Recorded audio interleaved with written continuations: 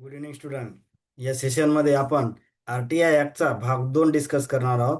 तर पहिल्या भागामध्ये मी कलम म्हणजे 1 ते 11 पर्यंत सर्व कव्हर केलेलं आहे. आता ज्या विद्यार्थ्यांनी माझा पहिला जो काही पार्ट आहे RTI ॲक्ट बद्दल, तर तो पहिले पाहून घ्यावा आणि त्याच्यानंतर हा दुसरा पार्ट त्यांनी बघावा. पहिल्या पार्टमध्ये मी सगळं त्याचं इंट्रोडक्शन आणि 1 ते 11 पर्यंत कलम हे सगळं डिटेलमध्ये अगदी सोप्या भाषेत सगळ्यांना समजेल अशा, म्हणजे सर्वसामान्य लोकांना किंवा स्पर्धा परीक्षेच्या विद्यार्थ्यांना सहज भाषेत समजेल या भाषेत मी तो पहिला पार्ट एक्सप्लेन केलेला आहे. तर आता आपण दुसऱ्या पार्टला आपण सुरुवात करू. त्याच्यामध्ये बघा, दुसऱ्या पार्टमध्ये इथून सुरुवात करू आपण चॅप्टर 3. चॅप्टर 3 आहे आपलं CIC. आता इथं कन्फ्यूज होण्याची गरज नाही, हे 3 आहे आणि इथं अल्फाबेट 3 आहे. CIC म्हणजे काय? सेंट्रल इन्फॉर्मेशन कमिशन, केंद्रीय माहिती आयोग, हे सहज आपल्या लक्षात राहते. किंवा एखाद्या विद्यार्थ्याला असं लक्षात असेल हे एक शब्द आहे, हे 2 शब्द आहे, हे 3 शब्द आहे, म्हणजे किंवा 3 अल्फाबेट आहे. CIC म्हणजे चॅप्टर 3. आणि चॅप्टर 3 मध्ये 3च कलम आहे. मी कोणते सांगितले होते बघा ट्रिक्समध्ये, पहिल्या लेक्चरमध्ये काय सांगितलं? T आणि R एवढंच लक्षात ठेवायचं. C म्हणजे काय? कॉन्स्टिट्यूशन म्हणजे तो स्थापन करणे. T म्हणजे काय? टर्म ज्याला कालावधी. R म्हणजे काय? रिमूव्हल पदावरून दूर करणे. हे लक्षात येईल का? बघा, C म्हणजे काय? कॉन्स्टिट्यूशन. कॉन्स्टिट्यूशन म्हणजे काय? एखादा आयोग स्थापन करणे त्याला कॉन्स्टिट्यूशन म्हणतो. टी म्हणजे काय? ज्याला टर्म म्हणतो आपण, टर्म किंवा कालावधी किंवा पदावधी म्हणा. आणि आर म्हणजे काय? रिमूव्हल पदावरून दूर करणे. म्हणजे काय येईल आपलं कलम? हे 12 म्हणजे सी येईल. कलम 13 म्हणजे काय? टी येईल. आणि कलम 14 म्हणजे काय? रिमूव्हल येईल. म्हणजे लक्षात राहील आपल्या CTR. 13, 14, 15, सॉरी 12, 13, 14. सी म्हणजे काय? कॉन्स्टिट्यूशन स्थापन करणे, कलम 12. टी म्हणजे काय? ते टर्म म्हणजे पदावधी किंवा कालावधी, कलम किती सांगितलं मी? 13. आणि 14 मध्ये काय लिहिलं आपण? आर. आर म्हणजे काय? रिमूव्हल म्हणजे काय? पदावरून दूर करणे. मी असं CTR लक्षात ठेवत असतो त्याला. आणि जे राज्य माहिती आयोग जे असेल त्याच्यानंतर जगात तिथं पण CTRच लक्षात ठेवायचं, म्हणजे सेम गोष्टी तिथं येतील. थोडंसं मी क्लिअर करतो म्हणजे आपल्याला समजायला मदत होईल. आता बघा, हे CTR समजलं तुम्हाला. आता पहिला त्यातला सी कोणता आहे बघा इथं, कलम 12. सी म्हणजे मी काय सांगितलं? कॉन्स्टिट्यूशन ऑफ CIC म्हणजे काय? केंद्रीय माहिती आयोग स्थापन करणे. आता बघा की हे कलम 12 मध्ये आपल्याला सांगितलं. 12.1 मध्ये जे काय सांगितलं की केंद्र शासन CIC स्थापन करेल. नंतर त्याची रचना सांगितली. 12.2 म्हणजे 10, 1+10 ही त्याची रचना असते किंवा आपण कंपोजिशन म्हणतो, म्हणजेच 1+10. आता एकचा अर्थ काय? एक म्हणजे काय असेल? त्याचा मुख्य माहिती आयुक्त असेल. आणि 10 म्हणजे काय? मॅक्झिमम किंवा जास्तीत जास्त 10 केंद्रीय माहिती आयुक्त असतील. म्हणजे याचं कंपोजिशन कसं येईल? 1+10. नंतर बघा आता नियुक्ती. नियुक्ती राष्ट्रपतीकडून, पण कशी? निवड समितीच्या शिफारशीनुसार होईल. म्हणजे काय झालं? सॉरी, नियुक्त राष्ट्रपतीच करणार आहे तिथं, परंतु त्याची जे काय निवड समिती, राष्ट्रपतीला कोण शिफारस करणार? निवड समिती. मग निवड समितीमध्ये कोण कोण असणार आहे? तर मी असं PLC लक्षात ठेवत असतो याला. PLC हा कोड. पी म्हणजे काय? पंतप्रधान, ते ज्या निवड समितीचे अध्यक्ष असतील. नंतर एल म्हणजे काय? लोकसभा विरोधी पक्षनेता. नंतर सी म्हणजे काय? तर कॅबिनेट मंत्री, जे जो पंतप्रधानाने नियुक्त केलेला आहे तो कॅबिनेट मंत्री. म्हणजे त्या निवड समितीमध्ये 3 व्यक्ती असतील, PLC. आणि त्या निवड समितीच्या शिफारशीनुसार राष्ट्रपती या सगळ्यांची 1+10ची म्हणजे नियुक्ती करतील. आता बघा, कधी कधी हे पण लक्षात ठेवायचं की फर्स्ट CIC म्हणजे काय? पहिले मुख्य माहिती आयुक्त म्हणजे काय? चीफ इन्फॉर्मेशन कमिशन भारताचे कोण होते? वजाहत हबीबुल्ला हे होते. सध्या 13वे जे आहेत हे आहेत राजकुमार गोयल, म्हणजे डिसेंबर 2025 पासून यांची नियुक्ती झाली. आता बघा की हे पहिलं लक्षात ठेवायचं आणि सध्याचे हे बाकी. आणि याच्यामध्ये काय ठेवायचं आहे लक्षात आपल्याला? कंपोजिशन कसं असते? 1+10. एक म्हणजे काय? एक मुख्य माहिती आयुक्त असेल आणि जास्तीत जास्त 10 इतर माहिती आयुक्त असतील. आणि त्यांची हे पण विचारते कधी की निवड समितीमध्ये कोण असतो? इथं लोकसभा हे लक्षात घ्या, म्हणजे राज्यसभा वगैरे नाही. इथं काय सांगितलं आपण? PLC म्हणजे एल म्हणजे काय? लोकसभा, सहज लक्षात राहील. सी म्हणजे कॅबिनेट मंत्री आणि पी म्हणजे पंतप्रधान. नंतर बघा, आता आपण काय बघितलं होतं की मी कसं लक्षात सांगितलं तुम्हाला? CT आणि R. आता आपला सी झाला ना, कॉन्स्टिट्यूशन म्हणजे आयोग स्थापन करणे वगैरे, आपण ते कधी 12 मध्ये पाहिलं. आता टी म्हणजे काय? 13. 13 आहे ना, हे 12 मध्ये आपण पाहिलं. सी म्हणजे काय? कॉन्स्टिट्यूशन आयोग स्थापन करणे.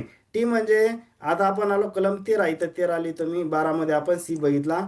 आणि आता टी म्हणजे काय झालं? इथं इथं हे 13 आहे बरं. म्हणजे आता बघा टी म्हणजे काय, टर्म. टर्म म्हणजे काय, पदावधी किंवा कालावधी. म्हणजे सीटीआर, सीटीआर जसं मी लक्षात ना, सी म्हणजे कॉन्स्टिट्यूशन, टी म्हणजे टर्म आणि आर म्हणजे रिमूव्हल, असे 12, 13, 14 असे सिरियली ते आपण कलम लक्षात ठेवलेलं आहे. Term of the office and the condition of the service म्हणजेच काय, पदावधी आणि सेवा शर्ती. याच्यामध्ये 13(1) मध्ये पदावधी सांगितला म्हणजे त्याला काय म्हणतो, होल्ड ऑफ द ऑफिस. मुख्य माहिती आयुक्त हे काय लिहिलं आपण, 3/65 जे आधी येईल ते. याचा अर्थ काय की, आता बघा 3 आणि/65 लिहिलं मी, याचा अर्थ असा असते की बघा सोप्या भाषेत, 3 म्हणजे काय, जर एखादा व्यक्ती आता जर 58व्या वर्षी नेमणूक झाली त्याची, तर म्हणजे ते काय 58, 59, 60 तीनच वर्ष तो पदावर राहील. आणि 65 म्हणजे काय, बघा आता एखाद्या व्यक्तीची जर आपली समजा 64व्या वर्षी नेमणूक झाली तर तो फक्त एकच वर्ष राहील. म्हणजे 64व्या वर्षी जर झाली म्हणजे, किंवा 65व्या वर्षी जर झाली तर 1 वर्ष, 64व्या वर्षी जर झाली तर 2च वर्ष, मग तिथं ते 3 येणार नाही. म्हणजे कारण की 64, 65 2च वर्ष राहतात ना त्याच्यामुळे. म्हणजे यातलं जे अगोदर भरेल तेवढाच कालावधी राहते. असं नाही की 64व्या वर्षी त्याला नेमणूक करण्यात आली तर 64, 65, 66 असं होत नाही. तर तिथं तो 2च वर्ष राहील कारण की त्याचे 65 वर्ष भरत आहे. आणि इथं कसं सांगितलं मी, समजा एखाद्या वर्षी 60व्या वर्षी जर नियुक्त केले तर 60, 61, 62 म्हणजे असं तो म्हणजे तिथं 3 वर्ष असं, म्हणजे ज्या याच्यामधला जे काही अगोदरचा आकडा येईल ते असा कन्सिडर करायचा आहे. आता त्याच्या पुढे लिहिलं की नॉट एलिजिबल फॉर रिअपॉइंटमेंट म्हणजे पुनर्नियुक्तीस पात्र असणार नाही. नंतर बघा आता 13(2) इथं पण पदावधी, पण कोणता, माहिती आयुक्त 3 ते 65. आता हे त्या मुख्य माहिती आयुक्त आहे, थोडंसं मी क्लिअर करतो म्हणजे तुमच्या लक्षात येईल. हा, आता बघा 13(2) मध्ये काय सांगा, पदावधी पण कोणाचा, माहिती आयुक्त. कोणते 10 माहिती आयुक्त आहेत ना, इथं मी जे काही पदावधी लिहिलं आहे मुख्य माहिती आयुक्त चालेला. इथं कोणते इतर 10 आहेत ना, मॅक्झिमम आपण बघितलं की 1+10 जे कंपोजिशन होतं त्याच्यामध्ये त्या इतर 10चा आहे तो. आणि नॉट एलिजिबल फॉर रिअपॉइंटमेंट, परंतु मुख्य माहिती आयुक्त होता येईल. म्हणजे जे इतर 10 आयुक्त आहेत त्यांना त्याच पदावर इलिजिबल असणार नाहीत. म्हणजे काय की जर ते इथं माहिती आयुक्त आहे तर त्या माहिती आयुक्त याच पदावर ते पुन्हा रिअपॉइंटमेंट किंवा त्याची पुनर्नियुक्ती होणार नाही. परंतु मुख्य माहिती आयुक्त त्यांना होता येईल. म्हणजे इथून हा इथं जाऊ शकतो, याच पदावर राहू शकत नाही, हे लक्षात घ्या. नंतर दोन्हीचा कालावधी मिळून 5 वर्षेपेक्षा जास्त नसावा. नाहीतर मग म्हणसाल सर इथं 3 लिहिलं आणि इथंही 3 लिहिलं तुम्ही, हे बघा हे इथं 3 आणि इथं 3 असं 6 असं कन्सिडर करायचं नाही. इथं काय आहे, दोन्ही मिळून म्हणजे जर तो एखादा समजा इथं हे राहिला तो माहिती आयुक्त 2 वर्ष राहिला, किंवा इथं 3 राहिला आणि तो वर काय राहील, फक्त 2च राहील. इथं 3 असला तर इथं 2, इथं 3 म्हणजे असं 6 नाही कन्सिडर करायचं. म्हणजे इथं 3 आणि इथं 3, मग सर 3 आणि 3 6 होता. तर 6 नाही तर 5, या दोन्ही मिळून म्हणजे जर तो माहिती आयुक्त म्हणजे इन्फॉर्मेशन कमिशनर माहिती आयुक्त आणि जर CIC मुख्य माहिती आयुक्त या दोन्हीचा मिळून कालावधी 5 वर्षापेक्षा जास्त नसावा. नाही तर 3+3 असं 6 होईल सर, असं होत नाही. नंतर बघा की शपथ 13(3) मध्ये शपथ सांगितलं, राष्ट्रपती किंवा त्याने नियुक्त केलेल्या व्यक्तीसमोर तो शपथ घेईल. राजीनामा कोणाकडे देणार, हे इथं बघा, राजीनामा राष्ट्रपतीकडे. दोन्ही पण IC आणि CIC. IC म्हणजे काय, इन्फॉर्मेशन कमिशनर आणि चीफ इन्फॉर्मेशन कमिशनर मुख्य माहिती आयुक्त, हे दोघंही राजीनामा आपला राष्ट्रपतीकडे देणार. वेतन भत्ते सेवा शर्ती, कारण की केंद्राचा आहे तर केंद्र ठरवणार, हे सुद्धा लक्षात घ्यायचं आपण.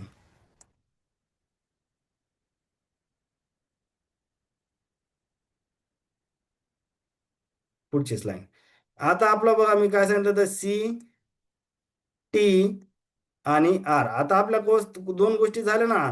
म्हणजे ते आपण कशामध्ये बघितलं की 12 मध्ये C बघितला, इथली तुम्ही टी म्हणजे 13 मध्ये बघितला, आणि आर मध्ये आपण कलम 14 हे बघणार आहोत. म्हणजे कसं, सी म्हणजे काय, कॉन्स्टिट्यूशन म्हणजे स्थापन करणे आहे. टी म्हणजे काय, टर्म किंवा पदावधी किंवा कालावधी आपण 13 मध्ये बघितला. आर म्हणजे काय, रिमूव्हल किंवा पदावरून दूर करणे म्हणतो ना आपण, तर ते 14 मध्ये बघणार. Removal of CIC and IC मुख्य माहिती आयुक्त आणि माहिती आयुक्त यांना पदावरून दूर करणे हे याच्यात सांगितलं. कलम 14(1) मध्ये सर्वोच्च न्यायालयाच्या चौकशीनंतर गैरवर्तन, ज्याला मिसबिहेवियर म्हणतो आपण, आणि इनकॅपॅसिटी अकार्यक्षमता सिद्ध झाल्यास राष्ट्रपती आदेशाद्वारे म्हणजे दोन कारणानंतर त्याला, दोन कारणाने इथं सांगितलं, एक गैरवर्तन आणि दुसरं अकार्यक्षमता, हे दोन गोष्टी लक्षात घेणं. आणि कोणाची सर्वोच्च न्यायालयाच्या चौकशी नंतर आहे, हे डायरेक्ट राष्ट्रपतीनं काढलेलं नाही. म्हणजे न्यायालयाने चौकशी आहे, मग ते जे सिद्ध झालंच मग राष्ट्रपती आदेश काढते, डायरेक्ट काढत नाहीत, हे लक्षात घ्या. नंतर आता बघा, कलम 15. कलम 15 मध्ये आता हे कोणतं आहे, आपलं चॅप्टर 4, 4 नंबरचं चॅप्टर आहे. आणि त्याच्यात सांगितलं SIC स्टेट इन्फॉर्मेशन कमिशन, म्हणजे राज्य माहिती आयोग.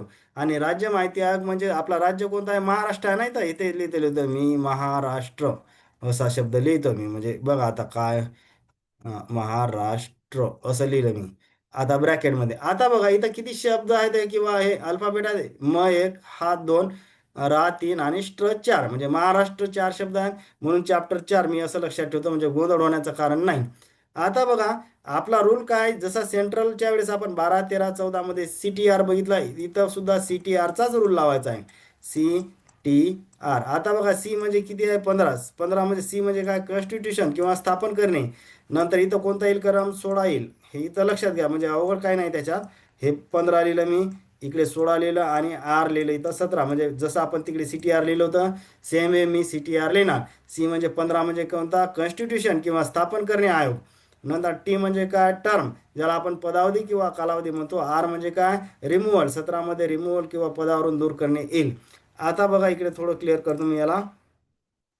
हा, कलम 15 राज्य माहिती आयोग स्थापन करणे, constitution of the state information commission, आपण सी वरून बघितलं ना. हा, नंतर 15(1) मध्ये काय, राज्य सरकार राज्य माहिती आयोग गठीत करणार. त्याची रचना सेम, जसं कंपोजिशन तिकडे 1+10 होतं ना, म्हणजे कसं, एक मुख्य माहिती आयुक्त आणि 10 इतर माहिती आयुक्त. म्हणजे त्याची नियुक्ती कोणी तर राज्यपाल करतील, हे लक्षात घ्या. तिकडे कोण होतं, राष्ट्रपती होतं, इथं राज्य असल्यामुळे राज्यपाल करतील, पण कोणती, निवड समितीच्या शिफारशीनुसार.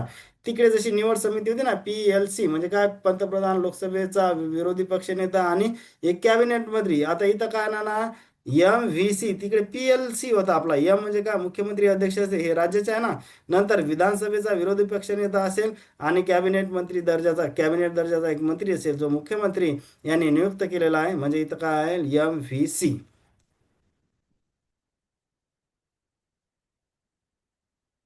आता बघा, कलम 16, पदावधी किंवा सेवा शर्ती, म्हणजे term of the office and the condition of the service. 16(1) मध्ये पदावधी किती, सेम 365. आणि जे आधी येईल ते नॉट एलिजिबल फॉर रिअपॉइंटमेंट, म्हणजे सेम हे पुनर्नियुक्तीस पात्र असणार नाहीत. पदावधी इतर माहिती आयुक्ताचा 365, नॉट एलिजिबल फॉर रिअपॉइंटमेंट. परंतु मुख्य माहिती आयुक्त होता येईल. म्हणजे यातला जो हे 10 आहेत, याच्यामधला इकडे जाऊ शकते कोणी. इथं जर आपण इतर माहिती व्यक्त 10 आहेत ना, आणि हे एक आहे, या 10 मधला इथंचा कोणी इथं जाऊ शकते. परंतु या 10 मधला पुन्हा त्याच पदावर राहू शकत नाही. आणि पुढे एक महत्वाचा केलं दिलं की दोन्हीचा कालावधी, समजा यातला जर एखादा मुख्य माहिती आयुक्त झाला, तर दोन्हीचा कालावधी मिळून 5 वर्षापेक्षा जास्त नसावा. नाहीतर मग सर इथं 3 आहे आणि इथं 3 आहे, हे दिसते ना, हे इकडे बघा, हे 3 आणि इथं 3 दिसते ना, तर मग सर 3 आणि 3 6 होता, तर तसं नाही. दोन्हीचा कालावधी मिळून 5 वर्षापेक्षा जास्त नसावा. म्हणजेच कोणतं, IC आणि CIC कालावधी. IC म्हणजे काय, इन्फॉर्मेशन कमिशनर, म्हणजे माहिती आयुक्त. आणि CIC म्हणजे काय, चीफ इन्फॉर्मेशन कमिशन, मुख्य माहिती आयुक्त. म्हणजे या दोघांचाही मिळून कालावधी 5 वर्षापेक्षा जास्त नसावा. शपथ आता बघा, तिकडे राष्ट्रपतीकडे होती, इथं राज्यपाल किंवा त्यांनी नियुक्त केलेल्या व्यक्तीसमोर. राजीनामा राज्यपालाकडे द्यायचा होता, तिकडे राष्ट्रपतीकडे होता. आता सगळ्यात महत्वाचं आता सगळ्यात महत्त्वाचं, वेतन भत्ते तसेच सेवा सरती. इथं आपण फसण्याचे फार चान्सेस असतात. कारण की इथं आपल्याला वाटतं की राज्य शासन ठरवते, परंतु नाही, तर इथं केंद्र शासन ठरवते, राज्य शासन नाही. इथं फसण्याचे फार चान्सेस आहेत मुलाचे. जर आला क्वेश्चन, तर बघा इथं काय लिहायचं आपल्याला. सगळं जरी हे राज्यपाल वगैरे हे दिसते, परंतु वेतन भत्ते व सेवा शर्ती हे केंद्र शासन ठरवते, राज्य शासन ठरवत नाही, हे लक्षात घेणं गरजेचं आहे. कर्मचारी अधिकारी राज्य शासन पुरवेल, इतर राज्य शासन पुरवेल, परंतु वेतन भत्ते सेवा शर्ती हे केंद्र शासन ठरवणार आहे. आता इथं हे पण एक लक्षात ठेवायचं की महाराष्ट्राचे पहिले मुख्य माहिती आयुक्त कोण होते? डॉक्टर सुरेश जोशी. सध्या जे आहेत ते राहुल भालचंद्र पांडे हे सध्याचे आहेत.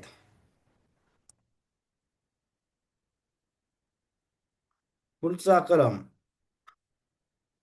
सगळ्यात महत्वाचं तर बघा, 17 म्हणजेच काय? एक खतरा आपण लक्षात ठेवायचं. खतरा म्हणजे काय की त्याला पदावरून दूर करणे. किंवा मी असं CTR सांगितलं ना, CTR. आर म्हणजे रिमूव्हल, टी म्हणजे काय? टर्म, सी म्हणजे कॉन्स्टिट्यूशन. कॉन्स्टिट्यूशन मध्ये किती लिहिलं आपण? 15 लिहिलं ना. 15 म्हणजे काय? आयोग स्थापन करणे. टी म्हणजे काय? टर्म. टर्म म्हणजे काय? 16 मध्ये पदावधी आणि कालावधी. आर म्हणजे काय? 17 रिमूव्हल. किंवा खतरा म्हणजेच काय? 17. 17 आणि खतरा हे असं सुद्धा सहज लक्षात राहील. मग removal of CIC and SIC, पदावरून दूर करायचा यांना. बघा की 17(1) मध्ये सर्वोच्च न्यायालयाने, उच्च न्यायालय नाही, नाहीतर इथं फसायचे चान्सेस आहे. राज्य माहिती आयोग असल्यामुळे मुलांना वाटेल की इथं उच्च न्यायालय आहे, परंतु उच्च न्यायालय नाही, इथं सर्वोच्च न्यायालय नाही. एक्झाममध्ये जर सेंटेन्स वगैरे आलं तर हे 100% चूक असेल. उच्च न्यायालय नाही, तिथं सर्वोच्च न्यायालयाने चौकशी करून गैरवर्तन व अकार्यक्षमता सिद्ध केल्यानंतर राज्यपालाच्या आदेशाने, हे लक्षात घेणं गरजेचं आहे. आता नंतर काय कोणतं चॅप्टर आहे? आपलं चॅप्टर नंबर 5. ठीक आहे. हे मी बघा कसं लक्षात ठेवतो. ही 5 चॅप्टर आहे, बरोबर आहे. 5 लिहिला. आता 5 वरूनच पॉवर लक्षात राहील ना आपल्या. पॉवर हा शब्द सहज लक्षात राहते. मग मी इथं पॉवर लिहितो. त्या पॉवरूनच पाप सुद्धा लक्षात राहते. आता पी, एवढे शब्द आपल्याला पा असं सहज सहज लक्षात आलं ना. 5 पॉवर पाप, 5 पॉवर पाप, सहज लक्षात आले. आता बघा हे काय भानगड आहे. 5 म्हणजे काय? आपल्याला चॅप्टरचं नाव सापडते. 5 म्हणजे काय? Power and function of the information commission, appeal and penalties, हे चॅप्टरचं नाव आहे. म्हणजेच काय? माहिती आयोगाचे अधिकार आणि कार्य, अपील आणि दंड, असं नाव आहे. आता बघा इथं पाप लिहिला आपण. पाप म्हणजे पहिला पी लिहिणार इथं. हे बघा, हे मी पहिला पी इथं दाखवतो. कलम 18च्या समोर, म्हणजे आपल्याला कळेल. पी म्हणजे काय? Power and function of the information commission, म्हणजे आयोगाचे अधिकार व कार्य. म्हणजे पी म्हणजे आपण लिहिणार PAP, म्हणजे आपल्याला लगेच कळेल. 18 कलम मध्ये पी येणार. पी म्हणजेच काय? Power and function of the information commission, आयोगाचे अधिकार व कार्य. आता बघा आयोगाला अधिकार कोणते दिले की दिवाणी न्यायालयाचे अधिकार आहेत, म्हणजे सिव्हिल कोर्टचे आहेत.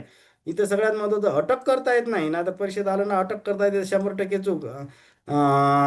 दिवाणी म्हणजेच कोणते की त्यांना चौकशीसाठी समन्स अशा गोष्टी ते दिवाणीमध्ये येतात. अटक करता येत नाही, हे लक्षात घ्या. परीक्षेत जर अटक करता येते किंवा असं आलं तर ते 100% चूक असणार.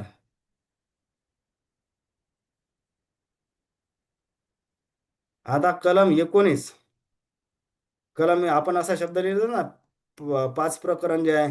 5 पॉवर पाप. पाप म्हणजे आता पी मध्ये काय लिहिलं होतं? पॉवर लिहिलं होतं आपण. म्हणजे ते किती नंबरचा आलता आपला कलम? हा पी, हा 18 नंबरचा आला. आता कुठं आपण ए वर आलो ना, म्हणजे हा 19 नंबरचा कलम आहे. म्हणजे इथं काय झालं का आपण ए म्हणजे काय? हे अपीलकडे जाणार आपण. आता बघा ए म्हणजे मी इथे हे लिखले इकडे, अपील.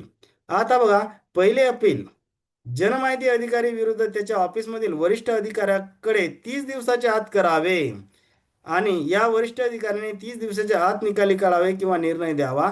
हा वरिष्ठ अधिकारी लेखी कारण देऊन 15 दिवस वाढवू शकतो. म्हणजेच त्याने 45 दिवसाच्या आत निर्णय द्यावा. म्हणजे बाबा त्याला वाटलं की खूप काम आहे टेबलवर, तर मग ते फार तर त्याला लेखी कारण देऊन त्या व्यक्तीला 15 दिवस वाढवू शकतो. म्हणजेच काय? मॅक्झिमम त्यानं 45 दिवसाच्या आत निर्णय देणं गरजेचं आहे. आता बघा दुसरे अपील. त्या वरिष्ठ अधिकाऱ्याविरुद्ध, प्रथम अपिलीय अधिकाऱ्याविरुद्ध 90 दिवसाच्या आधी, तर 90 आहे हा. इथं परीक्षेत भरपूर चान्सेस असतात 30-60 लिहिण्याचे.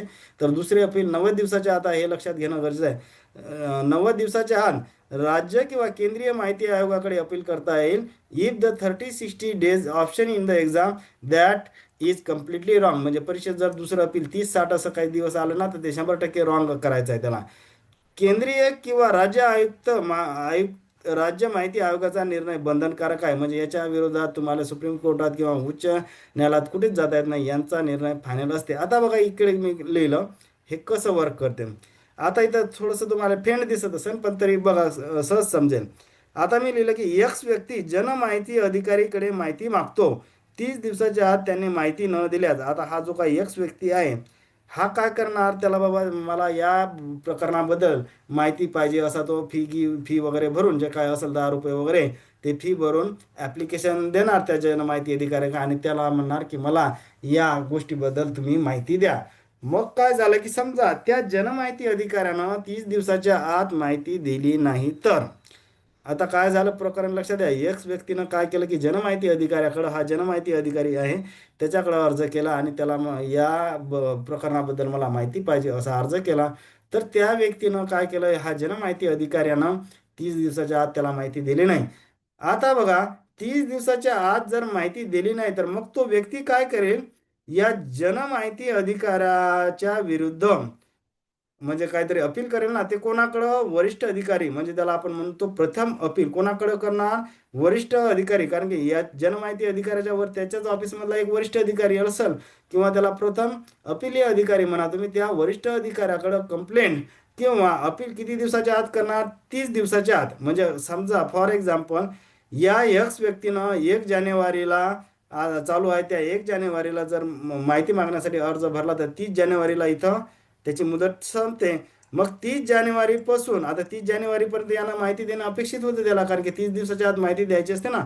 आता आपण आलो इथं 30 जानेवारी. आता 30 जानेवारीपर्यंत या जनमाहिती अधिकाऱ्याने त्याला माहिती दिली नाही.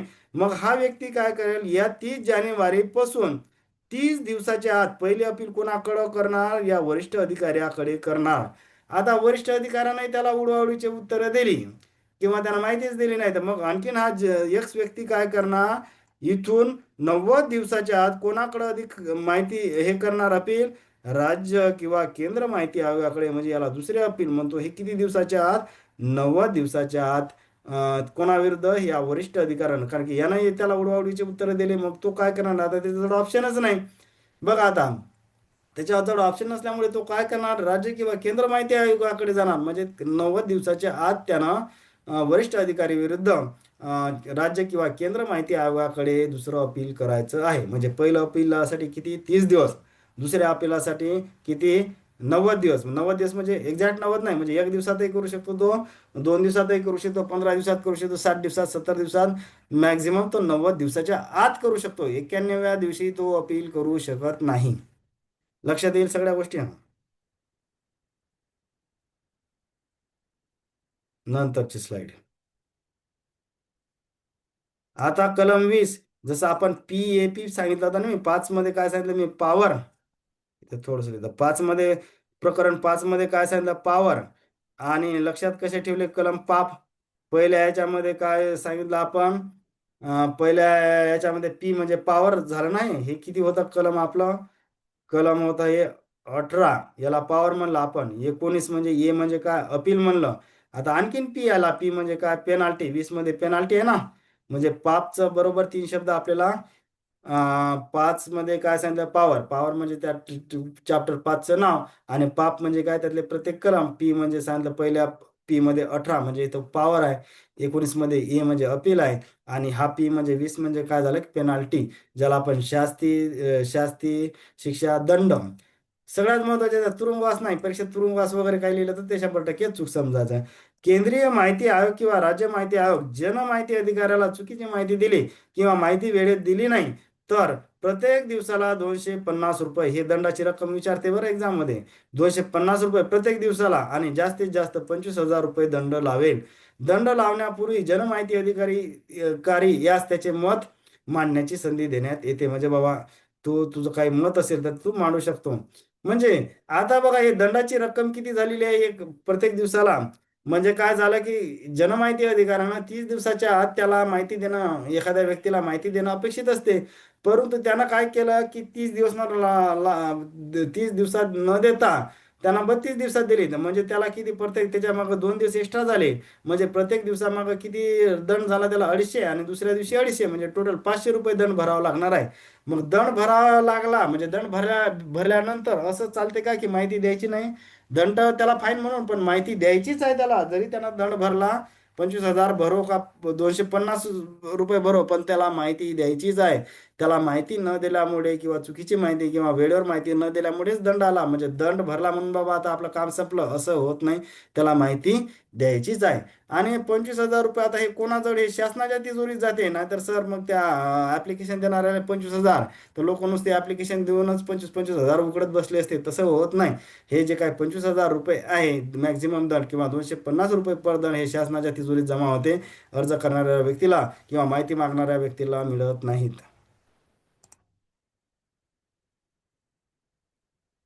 नंतर आपलं चॅप्टर 6 म्हणजे काय, सहा आणि संकीर्ण. हे असं जर लक्षात ठेवलं ना तर काही गोंधळ होत नाही. आणि शेवटचं चॅप्टर म्हणजे संकीर्णच असते. हे सहाचा हे संकीर्ण म्हणजे मिसलॅनियस. आता बघा कलम 21 सांगितलं, protection of action against in the good faith, म्हणजे सद्भावना पूर्वक केलेल्या कृतीला संरक्षण. म्हणजे एखाद्या अधिकाऱ्यानं चांगल्या भावनेनं जर केलं तर त्याला दंड किंवा या गोष्टी नाही. नाहीतर फुकटच त्याला चोर सोडून, जे मराठीत म्हण आहे ना, चोर सोडून संन्यासाला फाशी, म्हणजे फुकटच निष्पाप त्या अधिकाऱ्याला असं करता येत नाही. म्हणजे प्रोटेक्शन दिलेलं आहे कायद्यात, की protection of the action taken in good faith, म्हणजे सद्भावनापूर्वक चांगल्या भावनेनं जर त्यानं कृती केली तर चुकमुक जरी झाली तर त्याच्या विरुद्ध ऍक्शन किंवा दंड घेतला जाऊ शकत नाही. कलम 22. आता बघा कलम 22 मध्ये काय सांगलं, 22 म्हणजे दोन दोन आले. म्हणजे काय झाले की एकाच वेळी दोन कायदे लागू नाहीत. हे 22 शब्द आले ना, 22 आला कलम, तर सोपं आहे की 22 म्हणजे हे दोन आणि हे दोन म्हणजे काय, एकाच वेळेस बाबा दोन दोन कायदे लागू नाही. म्हणजे त्याचाच अर्थ काय, अधिनियमाची अधिभावी परिणाम, over riding effect RTI act over OSA 1923. OSA म्हणजे काय, ऑफिशियल सिक्रेट ऍक्ट 1923. म्हणजेच ओएसए ऍक्ट मध्ये काही असते तरी आरटीआय ऍक्ट हा त्यापेक्षा जास्त महत्वाचा आहे. म्हणजे दोन दोन कसं लक्षात ठेवायचं, दोन ऍक्ट आले ना, की आरटीआय ऍक्ट आला इथं पिक्चर मध्ये आणि ओएसए ऑफिशियल सिक्रेट ऍक्ट 1923 हे दोन पिक्चर मध्ये आले. म्हणजे कलम 22 म्हणजे काय, हे दोन आणि हे दोन. तर त्यांचं असं मी लक्षात ठेवतो की एकाच वेळेस दोन्ही कायदे लागू नाहीत. म्हणजे दोन दोन कायदे एकाच वेळेस नाही. तर एका वेळेस कोणता, आरटीआय ऍक्टच हा महत्वाचा आहे, तुमचा ओएसए ऍक्ट हा महत्वाचा नाही. म्हणजे दोन्ही ऍक्ट आले नाही, तर आरटीआय ऍक्ट आला आपला 2005 आणि ओएसए ऍक्ट आला 1923. म्हणजे एकाच वेळेस कलम 22 म्हणजे काय, कलम 22चा पहिला दोन आणि दुसरा दोन म्हणजे दोन दोन. म्हणून मी असं लक्षात ठेवतो की एकाच वेळेस दोन कायदे चालणार नाहीत, असं सोप्या भाषेत लक्षात ठेवायचं. कलम 23, bar of the jurisdiction of the court, म्हणजे न्यायालयीन हस्तक्षेपाला मनाई आहे. म्हणजेच काय, तर केंद्र आणि राज्य माहिती आयोगाला तर न्यायालयात दाद मागता येत नाही, कारण की त्यांचा निर्णय हा अंतिम राहते. त्यांच्या विरोधात उच्च न्यायालयात, सर्वोच्च न्यायालयात दाद मागता येत नाही. नंतरचा कलम 24. बघा आता कलम 24 मध्ये काय सांगितलं त्याला, act not to apply in the certain organisation, म्हणजे विवक्षित संघटनांना हा कायदा लागू असणार नाही, असं या 24 कलम मध्ये सांगितलं. आता बघा यामध्ये शेड्यूल 2 अनुसूचित 2 मधील 27 गुप्तवार्ता व सुरक्षा संघटना आहेत, त्यांना आरटीआय कायदा लागू होत नाही. आरटीआय म्हणजे जे काही 27 गुप्तवार्ता संघटना असतील, सुरक्षा संघटना असतील, हे जे काही 27 आहे ना, यांना आरटीआय ऍक्ट लागू होत नाही. म्हणजे बघा 2023 मध्ये 27वी एक संघटना त्याच्यामध्ये ऍड करण्यात आली. त्याच्या अगोदर 26 होत्या. ती कोणती आहे, 13, म्हणजे Indian computer of emergency response team. ही नव्याने 2023 मध्ये 27वी जे काही संघटना आहे ही टाकण्यात आली. म्हणजे चुकून माकून जर आलं तर तुम्ही 27 लक्षात ठेवा हा आकडा. म्हणजे आता त्याच्यामध्ये 27 संस्था आहेत, म्हणजे त्या गुप्तवार्ता किंवा सुरक्षा संघटना आहेत, तर त्या संबंधी हा आरटीआय कायदा लागू नाही. म्हणजे त्याच्यात इंटेलिजन्स ब्युरो असेल, ARC असेल, ॲव्हिएशन रिसर्च सेंटर असेल, DRDB असेल, BRDB असेल, BSF असेल, DRDO. म्हणजे आता DRDOनं समजा एखादं क्षेपणास्त्र सोडलं, defence research and development organisation एखादं काही मिसाईल सोडलं, मग बाबा असं कोणाला माहितीचा कायदा टाकून असं विचारता येत नाही की त्या मिसाईलमध्ये तुम्ही कोणकोणते फ्युएल वापरले किंवा कोणते कंपोनंट वापरले किंवा काय टेक्नॉलॉजी, हे असं माहिती मागता येत नाही. त्या गोष्टीची माहिती देता येत नाही, असं आरटीआय ऍक्टमध्ये सांगितल्यानंतर SSB असेल, SPG म्हणजे स्पेशल प्रोटेक्शन ग्रुप असेल, NTRO असेल, CRPF, NCB, raw, I T, BP, Indo Tibetan border force, ज्या या अशा टोटल 27 आहेत. आता हे आपण पाठ करत बसायचं नाही, तर याच्या गुप्तवार्ता किंवा सुरक्षा संघटना दिसली एक्झाम मध्ये की त्या सर्व आहेत म्हणायचं, उगाच डाऊट घेत बसायचं नाही. 27च्या 27 लिस्ट पाठ करणार आहोत का आपण, नाही. पण फक्त एक 27वी जर चुकून आलं एक्झाम मध्ये, तर हे 27वी कोणती ऍड केली तर 13 एवढंच लक्षात ठेवायचं. जर माहिती भ्रष्टाचार, मानवी हक्क उल्लंघन संबंधी असेल तर ती माहिती केंद्रीय माहिती आयोगाच्या मान्यतेनंतर 45 दिवसाच्या आत, इथं एक थोडंसं लक्षात ठेवायचं की 45 दिवसात आत द्यावी, याच कलमात ते सांगितलेलं आहे.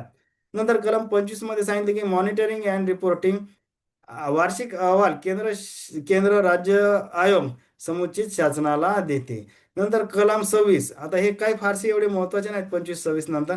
कलम 26 म्हणजे काय सांगितलं, कायद्याचा प्रचार शासन करण्यासाठी शासन कार्यक्रम तयार करेल. जसं आपण मी असं सहज लक्षात ठेवतो असतो, आपला 26 जानेवारी प्रजासत्ताक दिन असते ना, तर प्रजासत्ताक दिनाच्या दिवशी म्हणजे शासन किंवा आपण सगळे लोक, आपण भारतीय राज्यघटनेचा जेवढा होईल तेवढा भारतीय राज्यघटनेचा, ज्यांना आपण सगळे लोक आदर्श मानतो, त्या राज्यघटनेचा आपण सगळे लोक रॅली काढून असेल, भाषण असेल किंवा विद्यार्थ्याच्या माध्यमातून, विविध कार्यक्रमाच्या माध्यमातून आपण 26 जानेवारीला प्रचार करत असतो. तसंच हे सहज इथं लक्षात राहील की 26 असल्यामुळे.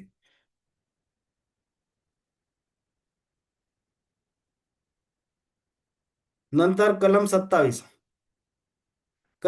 मध्ये काय सांगितलं की रूल, सरकारचा नियम बनवण्याचा अधिकार आहे 27 मध्ये आहे. कलम 28 मध्ये काय झालं की रूल, नियम, कॉम्पिटंट अथॉरिटी म्हणजे काय, सक्षम प्राधिकरणाचा नियम बनण्याचा अधिकार 27 मध्ये सरकारचा, आणि 28 मध्ये काय, कॉम्पिटंट अथॉरिटीचा. कॉम्पिटंट अथॉरिटी मध्ये काय, आपण कलम जे डेफिनेशन ई मध्ये बघितलं ना, ई म्हणजे काय, एनर्जी, असं मी लक्षात ठेवायचं सांगितलं होतं. एनर्जी म्हणजेच काय, कॉम्पिटंट किंवा जे सक्षम आहे, तर ई मध्ये आपण त्याची डेफिनेशन बघितली होती. 29 मध्ये काय सांगितलं की लाईंग द रूल म्हणजे नियम सभागृह, जे काही नियम बनवले ना, ते सभागृहासमोर ठेवायचे आहेत. नंतर केंद्र शासन होईल तेवढ्या लवकर संसदेच्या प्रत्येक सभागृहामध्ये 30 दिवसाच्या आत ते नियम ठेवील, म्हणजे काही जे चेंजेस किंवा काही असेल तर ठेवेल. कलम 30 मध्ये बघा काय सांगितलं, केंद्र शासनाच्या अडचणी दूर करण्याचा अधिकार. आता बघा काय लिहिलं, म्हणजेच कायद्याची अंमलबजावणी सुरू झाल्यापासून कायद्यासंबंधी काही अडचणी असल्यास 2 वर्षाच्या आत दूर करा. म्हणजे आता काय ते संपले ना, कारण की RTI ऍक्ट 2005 मध्ये लागू करण्यात आला, 5 आणि त्याच्यानंतर 2 वर्ष, 2 वर्ष म्हणजे किती, 5 6 7. म्हणजे या कलमाचं महत्व आता कळलं की त्या 2 वर्षाच्या आतच केंद्र शासनानं त्या अडचणी दूर करायच्या होत्या असं. नंतर कलम 31 मध्ये बघा काय सांगितलं, रिपील किंवा ज्याला निरसन किंवा रद्द होणे म्हणतात. आता बघा RTI ऍक्ट 2005 येण्याआधी एक कायदा होता, फ्रीडम ऑफ इन्फॉर्मेशन ऍक्ट 2002 आला होता. तो कायदा आता या कलमाने रद्द झालेला आहे असं सांगितलेलं आहे. निरसन, रिपील म्हणजे काय, रद्द होणे. रद्द कोणता कायदा केला, तर फ्रीडम ऑफ इन्फॉर्मेशन ऍक्ट 2002 हा आता रद्द झालेला आहे असं या कलमात सांगितलं.